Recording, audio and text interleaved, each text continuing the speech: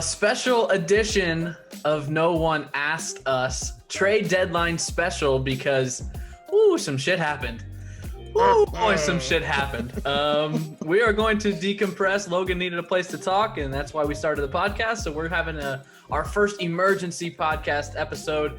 That's Logan Lee. I'm Craig Choate. Follow us on our social medias at No One Asked Us Pod, at Craig W. Choate, at The Logan Lee. Also on YouTube, we have a Gmail account. If you want to send us a little more of a lengthy message, head over to our Gmail account. Man, it has been specifically a crazy 3-ish hours here on this Friday, July 30th. It is the trade deadline. The trade deadline was 4 p.m. Eastern time, and a lot of stuff happened. I don't remember an MLB trade deadline like this in a long time, and a lot of it was from one team that a certain Logan Lee supports. So we're going to talk about let's this. be fair. A lot of it was from two teams that both happen to be playing in a series that starts today. Yes, very true. if you want to get specific. Yes, Cubs and Nationals just the Cubs. Very, very active today. But there's been trades going on for a while, all the way back to the 15th when Jock Peterson was dealt to the Braves. So the Cubs kind of started the thing going, but the last week it has really, really picked up. So we are going to decompress. Logan, excuse me. Whoa. I'll just toss it to you. Overall, how are you feeling right now? Before we get into the specific deals, because I got them all listed out here and we'll name them off.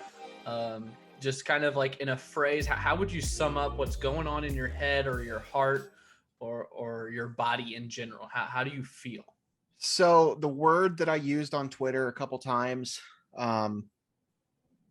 is numb. I think I'm numb. And I think that it's just from the Cubs standpoint, and obviously I know there was a lot that happened today that wasn't just about the Cubs. But from the Cubs standpoint, I've been expecting a lot of this to happen.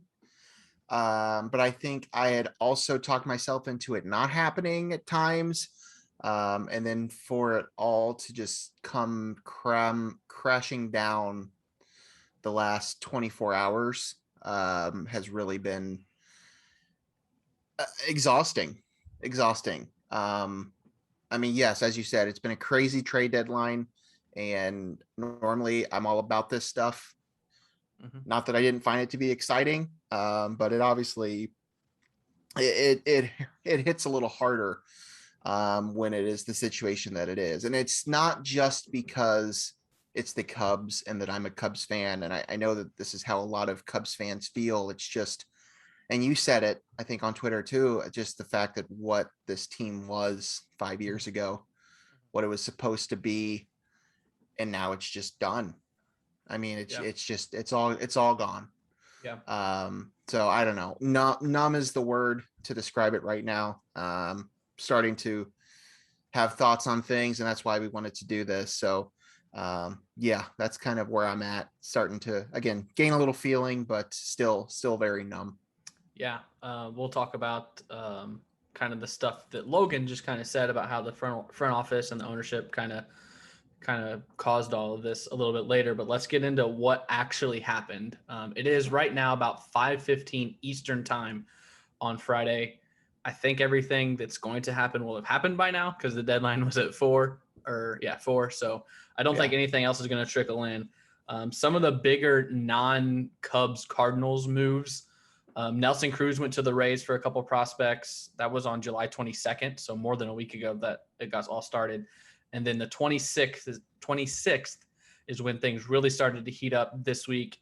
Pirates traded Adam Frazier to the Padres.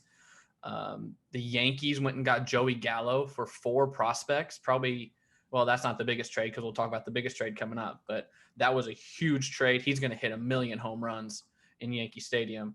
The Athletics went and got Starling Marte from the Marlins for a really good pitching prospect and Jesus Luzardo. Brewers did make some moves. They got Eduardo Escobar, kind of a bat for them. And then today, the Blue Jays got Jose Barrios for 2 really good prospects, who Barrios was supposed to start against the Cardinals tonight in St. Louis. So that's no longer happening. And then The only other one that I've got written down that doesn't involve the White Sox, Cardinals, or Cubs is the biggest trade of the entire week. Probably the biggest trade I remember in the last 5-10 years. The Dodgers got Max Scherzer and Trey Turner for 4 prospects, and 2 good prospects and 2 prospects that I didn't even know. And I follow minor league baseball just as much as anybody else. Keibert Ruiz and Josiah Gray are the 2 that I knew. And then they got 2 other guys for one of the best pitchers in baseball and one of the best shortstops in baseball. So the Dodgers absolutely fleeced the Nationals on this one.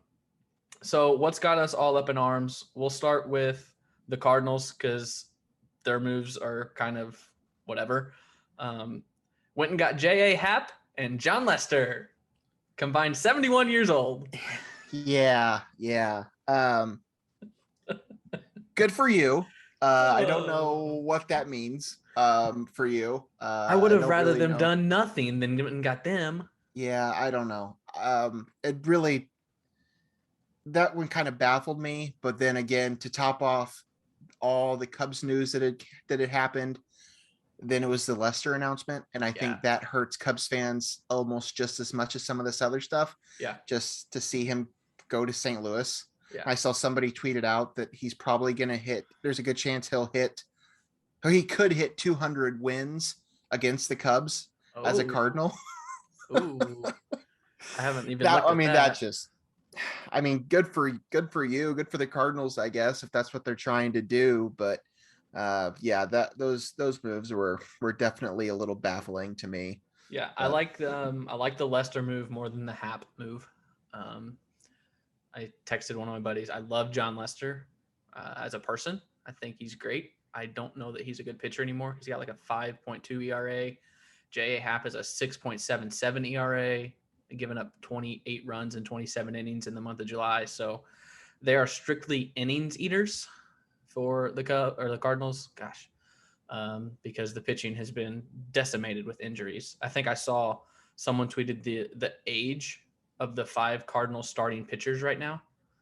Wainwright's 39, Happ is 38, Lester I think is 37, KK Kim just turned 33, and Wade LeBlanc is like 35. Yikes. It's insane. I don't understand that at all, but okay. Yeah. Flaherty is coming back really soon. Michaelis is coming back very soon. So some help coming, but those were just inning eater trades. Let's move on to the Cubs moves. The reason kind of why we're recording this, because they did a lot. We're going to go back to, we already mentioned Jock Peterson on the 15th for 1 prospect to the Braves.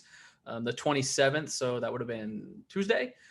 Tuesday, the Cubs traded Andrew Chafin to the Athletics for a couple of prospects. And then the 29th, yesterday, they started the day by trading Ryan Tepera to the White Sox for a left-handed reliever, or I don't even know if he's a reliever, left-handed pitcher, Bailey Horn. I had forgotten that Tepera got an MVP vote last year. From somebody for St. Louis. The Cardinals, right? Yeah. Pressed the wrong name, he said, because it was a drop-down arrow. He meant to vote for Trey Turner. But then the big one yesterday for Thursday for the Cubs was sending Anthony Rizzo to the Yankees for Kevin Alcantara and Alexander Vizcaino, outfielder Alcantara and pitcher Vizcaino. So that one stung a little bit, I know, for a lot of the Cubs fan base. I saw videos of him walking around Wrigley last night kind of by himself, him and his family, and then leaving. There were Cubs fans as he was leaving. So that one stung. Also, former Cub Kyle Schwarber got traded last night to the Red Sox to add to it. And then this afternoon, when it really got heated up, the Cubs sent Craig Kimbrell to the White Sox across town for Nick Madrigal and Cody Hewer. That was at 2:19 Eastern time. And kind of got the ball rolling for the last day of the trade deadline. Then they send Javi Baez and Trevor Williams to the Mets for 1 single prospect, Pete Crow Armstrong. As far as I can tell, 1 prospect. And then they also sent Jake Marisnick to the Padres, kind of as a throw-in. But the one that kind of ended the day was sending Chris Bryant to the Giants for 2 prospects. So Bryant, Baez, Kimbrel, Rizzo, Marisnik, Tepera, Chafin, Peterson. I believe that's 8 players the Cardinals have, or the Cubs. Gosh, I did it again. The Cubs have traded 7 of them within a week, and Peterson on the 15th. So tear it all down. Who's the starting lineup tonight? I don't freaking know, man. You and me. Do you want to play? I would play for minimum Can you get salary. on a plane and go to DC tonight? You could probably play. I don't know. I mean, it's going to be ugly. It's going to be a bunch of AAA players and Wilson Contreras. I mean, that's really about all they got left. I just saw on MLB Network right before we started, they showed highlights of the 2016 Game 7. 3 players from that team are still on the team. And then they showed highlights of the 2019 World Series with the Nationals, and 4 players from that team are still on the Nationals after today. See, the Nationals thing is even more crazy, I think. Yeah. To me. Just because it happened so recently. The Cubs thing has been 5 years. Now, granted, the Cubs core was all pretty young at that time. So yeah, both of those situations are a little head scratchy, if you ask me. We'll just go in chronological order here. Rizzo to the Yankees. Of all the players, and I know you kind of don't include Contreras in that core group. He obviously I do. He still has another year left. Right. So that's why everyone else's contracts. Right. Yes. Right. I thought Rizzo was the one that would stay of all of them, but he was the first to go. You and everybody else. And I think that's where a lot of this came from. A lot of the frustrations from the Cubs started with him. I think most everyone had grown to accept the fact that Chris Bryant was going to be traded. I think that was inevitable. That has been long discussed for several years. He feels like he's been on the trade block. Had a really good first part of the season. He's kind of died off the last month or two. But he's the one that people just figured that the Cubs weren't going to be able to re-sign. And he's a Boris client. So that one was inevitable. So at least from my perspective, I had already grown to accept that was happening. It was the other two that I knew obviously there was a chance it was going to happen. I just didn't really let myself believe that Anthony Rizzo was going to get traded. We had been seeing these rumors about the Red Sox, but I just didn't really want to believe it, or I chose not to believe it. And then the Yankees just came out of nowhere and snagged him. And, listen, I mean, I get it. I get the business side of this. The Cubs aren't going anywhere this year. They have 3, players in their prime who are going to be up for a new contract at the end of the season. You got to do what you got to do. And I get that. But I think Anthony Rizzo was the player that, he was the face of this team. He was the unofficial captain. I was very vocal on this show several weeks ago, talking about him and the contract offer that they sent to him. I think it was like $70 million or whatever, however many years. And talked about that being essentially half of what Paul Goldschmidt got. And I still think that was a low number. But I don't know. I don't know how much they tried to extend to these players. Some of that's been documented, some of it hasn't. But the Rizzo thing, I think for a lot of reasons, that one was really hard to swallow. Yeah. I think for a lot of people. Yeah. I mean, I don't know if he was the first, but he was one of the first moves that Theo made. Yeah. When he came over. So he was there for the whole rebuild. Was it like 2012? 2012. Maybe? Yeah. And when you thought of Cubs, I think most people thought of Anthony Rizzo. Patrolling first base for the last 8 years. Yeah. 7 years, 8 years. So definitely felt that Rizzo would stay. And then right there next to him was Baez. I didn't think Baez would go anywhere. And they trade him to the Mets along with Trevor Williams. And the shocking part to me and everything I've seen, they got one prospect back for this. Yeah. I mean, he's a good prospect. He's number 5 in the Mets organization. I think he's going to be really good. Pete Crow Armstrong. No, he is. And that's the thing. I mean, the Cubs have got good return for some of these players. Now, the return for the Bryant deal is, we'll get to that in a second, not what I was thinking it was going to be, not what was originally reported. Yeah. I mean, Pete Crow Armstrong's a good player. He's only 19 years old. I mean, it's going to be a little while before he sees Chicago. They're stacking up the talent. And you have the other thing you have to factor in here, and I get where Cubs fans are coming from, how frustrating these things are, that they wanted to extend these players, be Cubs for life, everything. These players were on expiring contracts. So, if your two choices were to let them walk or to get something for them, you get something for them. Yeah. I think let's just hit it now. I think there's a chance that some combination of these guys might be back in a Cub uniform next year. It wouldn't shock me at all. Yeah. Is that as likely now that they've all been traded? No, probably not. But I think that certainly is still out there, that any number of those three could be back. I think Jed Hoyer knew that too when he was making these deals and getting rid of these players. But we'll have to see. I mean, the Baez thing, I didn't, once Rizzo got traded, I figured, okay, at this point, they're all going to be gone. But in terms of the return, as I said, Armstrong's good, or Crow Armstrong's good. He's young. So we'll just have to see. But yeah, just one player back for that, I think was interesting. Yeah. So he was a good one, I guess. We'll give him that. And then Chris Bryant goes to the Giants, as you were talking, for two prospects. One's a double A guy and one's a single A guy. That's not very much for a former MVP who started the year MVP caliber, but has not been that in July.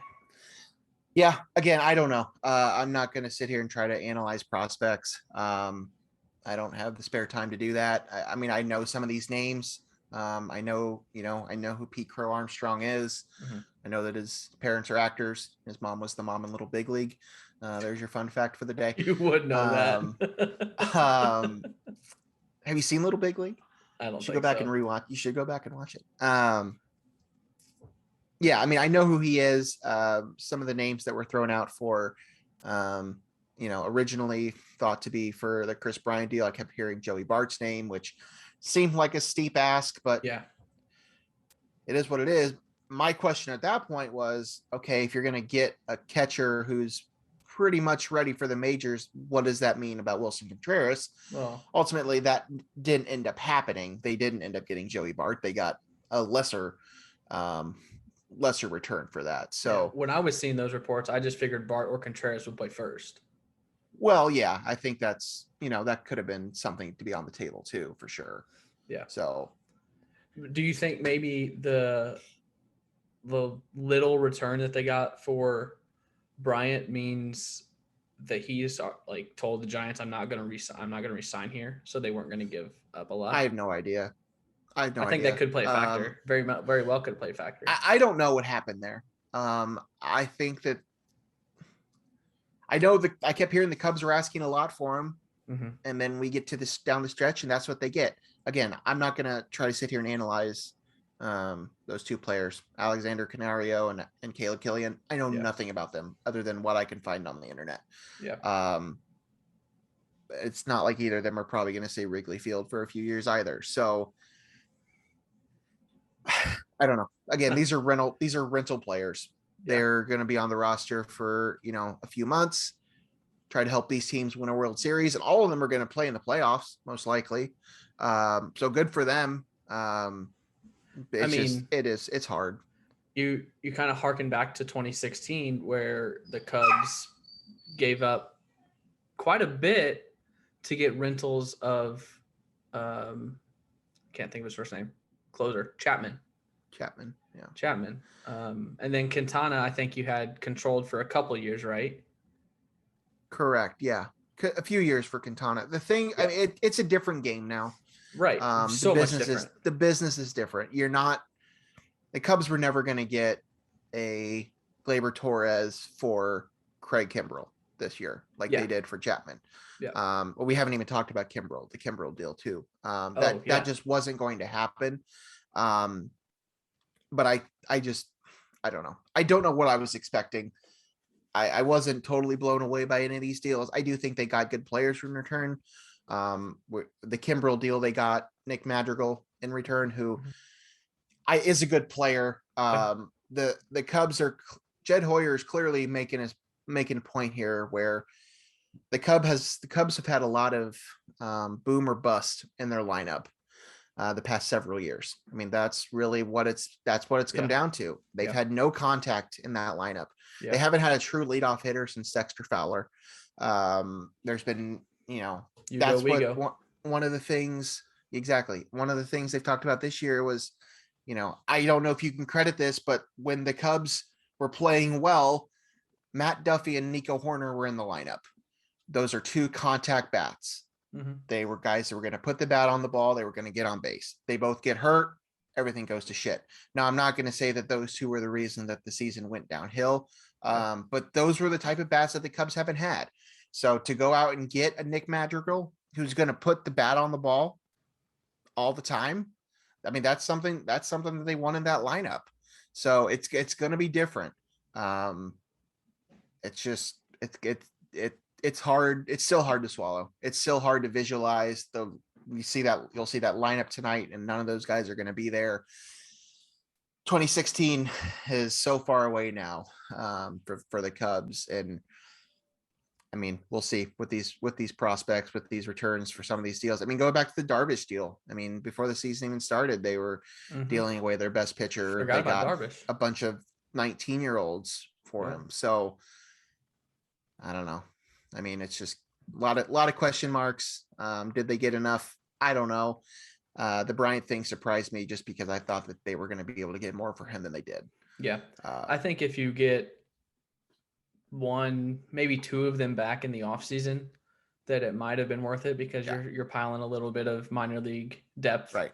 And then you get these guys, 1 or 2 of these guys back to basic. Because like you said, this season's a lost season. They're not going anywhere. So I think we need to wait until January or February until we fully dissect and grade out what the Cubs did here at the trade deadline. So there's the nuts and bolts of it, where everyone ended up, what the return was for them. Now, getting to how the organization got to this point, I've sent out a couple tweets, as I do. Last night, I was just kind of thinking, and I've thought this for a while, since the Cubs kind of haven't lived up to expectations the last couple of years.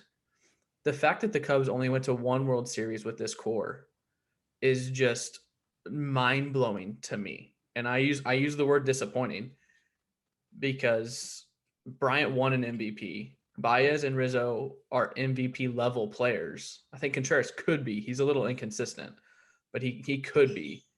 So it's just, I don't know how you feel as a Cubs fan, but from the outside as the Cardinals, I always thought the Cubs were one of the better teams in the NL, and they only went to 1 World Series with this core. How do you feel about that? It's frustrating. And it's not even that they went to 1 World Series. It's just the last couple of years, they weren't even contending. I mean, they went from World Series to out in the NLCS or the whatever round it was to not even make the playoffs. Like, it was just, it just went downhill quick. And a lot of it doesn't make sense. I don't really know who's to blame, where the fault goes. I mean, they had a lot of money tied up into contracts. The Jason Hayward contract, that one's it's difficult. He's a great player. He's an excellent defender, but they're paying him a lot of money to hit 150 or whatever he's doing right now. Like, that's just, and you get those, like, that happens in baseball. So I'm not going to sit here and try to blame that, but I don't know. I think that team was built really well. But over the time, you found the holes. As I talked about, there wasn't a lot of guys that were there to make contact. When you have Baez and Schwarber and Contreras in your lineup, I mean, granted, Bryant's been hurt a fair chunk of time since 2016. He hasn't really been MVP level healthy. When he's healthy, he's been pretty good. but he hasn't really been healthy. Anthony Rizzo is not an MVP level player, but he's an all-star player.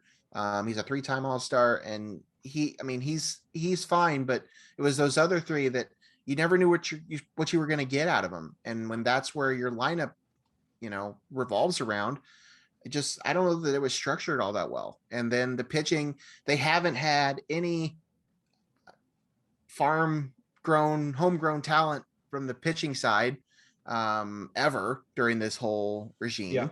Yeah. Kyle Hendricks was traded. They got Kyle Hendricks from the Rangers. He came up throughout the system, but they didn't draft him.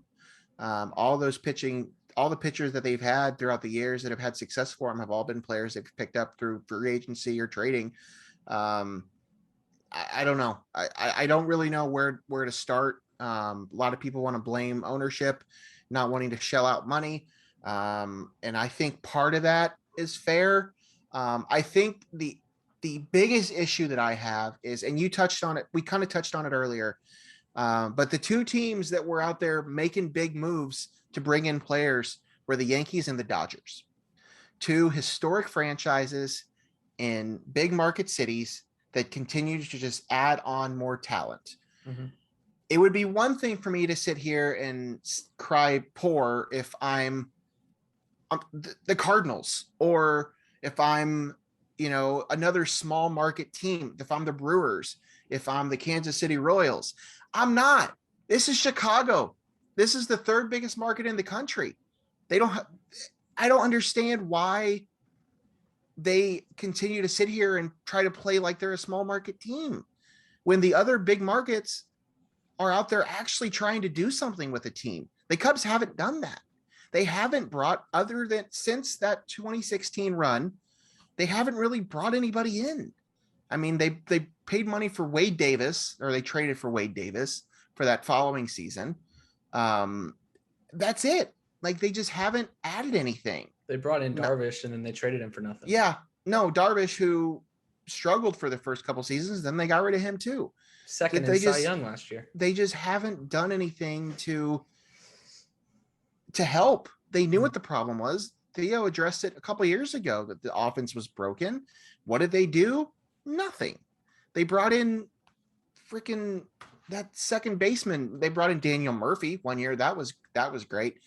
Daniel Descalso was a solution to one of their issues. Like, they just continue to do this stuff like they're a small market team. And yeah, they had money on the books, but it's not like any of these players were on mega deals. Yeah. Bryant and Rizzo and Baez were not on mega deals. Contreras is not on a mega deal. Schwarber wasn't on a mega deal. So just the way they handle some of this stuff has just been really frustrating. And again, I'm not going to try and blame one person or one group for all the faults, but I think you have to start at the top and just say, why are we trying to run this team like we are in a much smaller market than we actually are, when the markets that are close to us in size, when we should be competing with the Dodgers and the Yankees in terms of free agency and trades, we're not. We're trying to play like we're the Kansas City Royals. So I was just looking up the payroll, and if Baseball Reference is right here,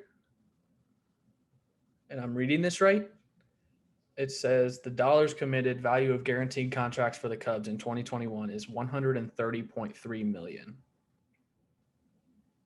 which I assume would be really close to what the Cardinals is, $136.6 million. The Cubs have $42 million on the books for 2022. The Cardinals have 86.7 already on the books for 2022. So they have less in salary than the Cardinals, who are a mid-market team. And the Cardinals have Arenado and Goldschmidt's contracts eating up a ton. Miles Michaelis is $17 million. Matt Carpenter's $18.5 million. So Cardinals have bad contracts on the books. Cubs didn't really have any bad contracts. Hayward was $21 million, Bryant 19.5, but the issue is you have to pay him next year. But they're only on the books for $42 million right now for next year. Hendricks for 14 and Hayward for 22. It leads into our next point here of the ownership saying that they're broke. Yeah. They've built up They renovated Wrigley Field. They got the signs, and Yeah. it's a sellout every time you go. They have their own TV. They have their own TV station. TV network. Every time you go to a game, people pack Wrigleyville, and they own Wrigleyville, right? Like, yeah. Everything around it. They are making money. Where is the money going? Someone needs to audit the Cubs. I don't know. And FOIA this and figure it out, because no one believes the fact that they don't have money, because they're the Chicago Cubs. It's like you said, the third biggest market in the United States. They've turned the perception around since 2012, since Theo got there. They're no longer the lovable losers. Like, they're a national brand. They're not broke. So the Ricketts family is pulling the wool over their fans' eyes, or trying to, and it just doesn't make sense. And I even, again, if you want to know what I'm thinking, just go to my Twitter, because I kind of word vomit over there a little bit. And I was like, I don't know how, and I'm sure that this isn't going to happen, but I don't know how you can be a Cubs fan and support this ownership and front office after the way they handled this situation. Like, I feel so bad for you guys. Now, I don't always agree with the Cardinals front office, especially Mozeliak, but I think the DeWitt family at least understands, and they're willing to go out and get Paul Goldschmidt and Nolan Arenado and lock them up to long-term deals, 30+ mil a year. So I at least respect that. I just don't know how you can root for this Ricketts family when they just gave away the faces of the last decade. Is that where your issue's at? Yeah, I mean, a lot of it is. And I don't want to totally write it off until I know what the results are after this offseason. Sure. Because I do think there's something to the thought of bringing some of these pieces back. Yeah. And in that case, they win. I mean, but when you're looking big picture, and as I just talked about, the last few years, failing to add pieces when the offense is broken, like, that's where the problem lies. The problem isn't what happened during this trading deadline period. Like, it sucks and it's hard to swallow, but that's not the problem. The problem is that they failed to correct the issues when they knew they had them. They were just hoping and praying that things were going to solve themselves. And that's just poor management. And I don't know. I have a hard time thinking that Theo Epstein didn't want to do more than he was given. It's a good thought. I don't think I don't think that's realistic. That he was just willing to just accept that this is what we have and what we're going to work with. And I'm going to be able to add a couple of small pieces here and there and try to patch holes. I mean, if you thought the offense was broken 2 years ago, then make a move then. If that means trading somebody, okay, trade somebody, but actually try to help the situation. But they didn't. Yeah. They just continued to let it ride and get worse. And now we're to the point where their solution is to just sell a whole team, fire sale, get rid of everybody. Yeah. And that's just, it's frustrating. It's frustrating. And again, I think it's possible that there could be something that comes from the off season, some of them coming back or whatever. If that's the case, great, kind of rebuild from there. But just the fact that we've got to this point, and that's the frustrating part. Yeah. I mean, we've mentioned him a couple times, Theo Epstein. I think he's working with Major League Baseball right now. Yeah. I don't want to spend too much time on this. I just want one quick answer. Do you think he gets back into a front office, or do you think he's done? I think his next move would be an ownership level. Yeah. I don't think he wants to just do the same job again. Yeah. I think that he would go in on purchasing a team or something along those lines. Yeah. But I don't think he's just going to take over another baseball team just for the fun of it. I think he's done what he needs to do. He's turned 2 historic franchises around. He's done his share. Yeah. Cardinals manager Mike Schilt is speaking to the media, or has recently spoke to the media. And I find this weird. I don't know where this fits, but I guess someone asked him about the Cubs.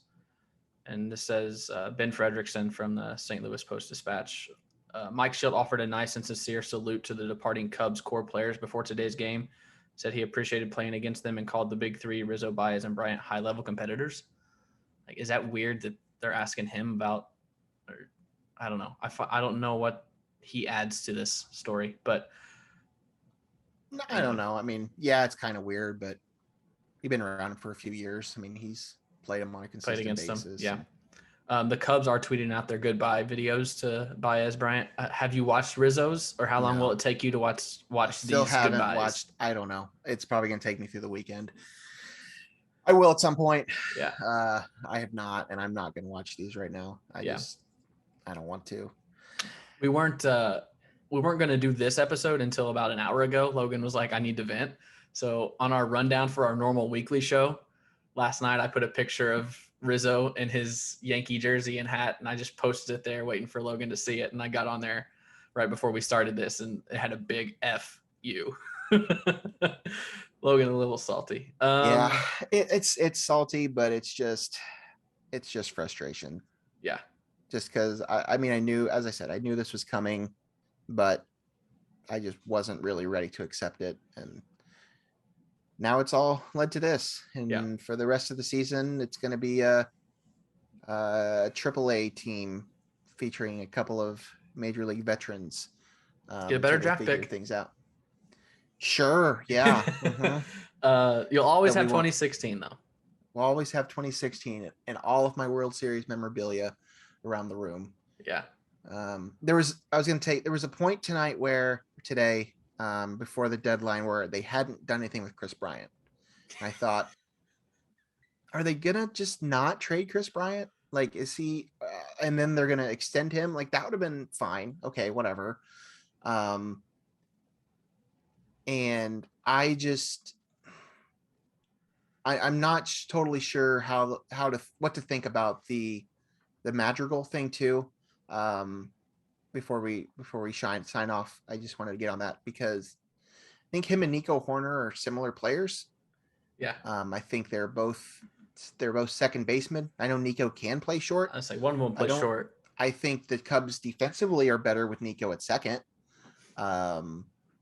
So I don't know. I don't know what this future looks like. But it's clear that the Jet is focusing on players that can put the bat on the ball, and they're not focused on hitting the ball over the fence. So it's like Moneyball. It's not about average. It's about getting on base. Moneyball makes sense if you're the Oakland Athletics and you're working with a budget of $5 million.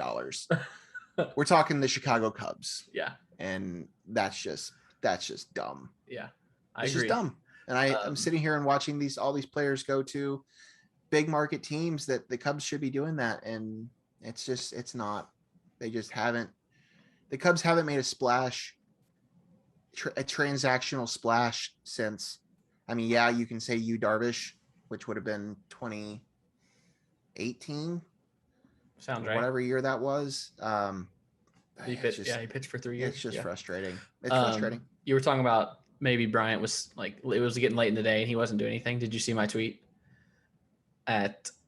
Probably at 3:52. Oh yeah. I tweeted and Chris Bryant. I tweeted Chris Bryant staying put ? With the thinking emojis. Yeah. And I tweeted it, and the very next tweet on my feed was Jeff Passan Bryant to San Francisco. Seconds later. Yep, I saw that. Yes. Yeah. Last thing, and I wanted to do this. I wasn't sure if we would have time. I mean, we're already like 40 minutes in here. Can you give me the Cubs lineup for July 30th, 2021 tonight? What's the Cubs? Don't need batting order, but just like go around the field. Who's the Contreras? It'll be Contreras, Patrick Wisdom, Matt Duffy, Sergio Alcantara. Who's be the other infielder? David Bodie, Ian Happ, Rafael Ortega, and Jason Hayward would be the 9. They're going to have to obviously bring up several guys from AAA. I don't know who all those are going to be. Yeah. But that's right there. That's at least a 9. Nico's hurt, so Nico would be in the mix. Which we should mention, Nick Madrigal's out for the rest of this year. And he's out for the rest of the season. Yeah. While we were just talking, just reminded me of something that I wanted to mention. I'm not even a Cubs fan, and not playing Rizzo and Bryant, or not playing Baez and Bryant the last couple of days pissed me off. And I'm not even a Cubs fan. It was Rizzo and Bryant. Yeah. Okay. Rizzo and Bryant, neither of them were in the lineup yesterday. the day before the deadline. So Wednesday was the last time yes. that the Cubs fans saw Rizzo and Bryant, and they didn't even know it. And you were there. I was at that game. Yeah, Baez hadn't played the last few games because he had rolled his ankle or something running over a base. But so he hadn't played for a couple games. Rizzo and Bryant were in the lineup and played. You disappeared. There you go. Sorry. They were in the lineup and played Wednesday. Bryant even played third base or shortstop the last couple of innings because they didn't have a shortstop on the team. And then Thursday, Baez was back in the lineup. Rizzo and Bryant were not. And David Ross said that Rizzo had a scheduled day off, and that Bryant, he was just giving a day off because he had been running around a lot and they just wanted to keep him healthy. But the thing I think bugged Cubs fans the most is that neither of them got an at bat. Right. Bryant was on deck when the last out was made. Oh, that sucks. And Rizzo never came in there once. So, I happened to be at the last game for both of them.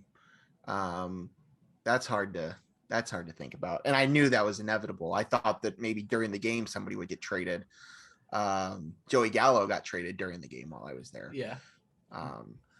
And all the videos of Bryant that night, yesterday and today, when he found out, there's a video out there of him in the dugout on the phone, and then he starts crying. I think he loves Chicago. I think he should have stayed, but All right, we've got about a 45-minute episode here on the trade deadline.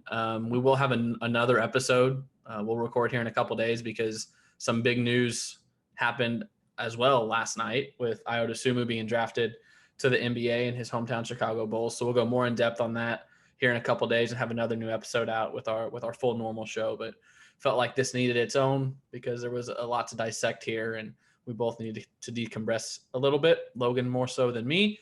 I'm happy with my J.A. Happ and John Lester signings. Give me my Lester jersey.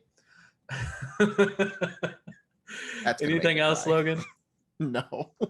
Thank you for letting me do this. I needed to vocalize some thoughts. So that's what this show's for. Tired of tweeting way too much. So it's frustrating and it sucks. And I'm not totally ruling out a reunion at some point in the near future with some of these players. Obviously, it's not happening with all of them. I think there's a chance maybe one of them resigns next year. So, it sucks. And I think the thing that sucks the most is that the Cubs look like they're just going to rebuild. And that's the dumb part. Yeah. Going back to the budget issue and the market issue, like a team like this shouldn't have to rebuild. Yeah.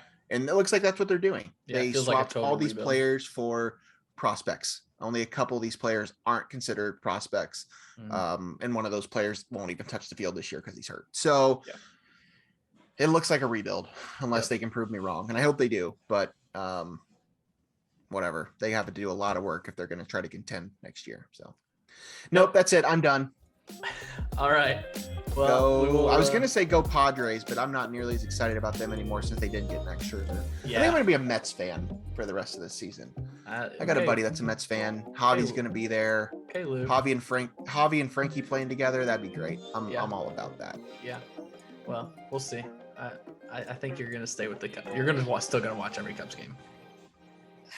Actually, I'm supposed to be at a Cubs White Sox game on August 28th. For a bachelor party, and I am not looking forward to the game. Looking forward to the rest of the festivities, but the game itself, no, not at all. Not at all. Well, that's all we got for you. Let's get out of here. This was a long emergency pod, but I think we covered a lot, and it was a pretty good show. So for Logan Lee, I'm Craig Show. We'll see you again here in a couple days. That was No One Asked Us. We'll see you again. Bye.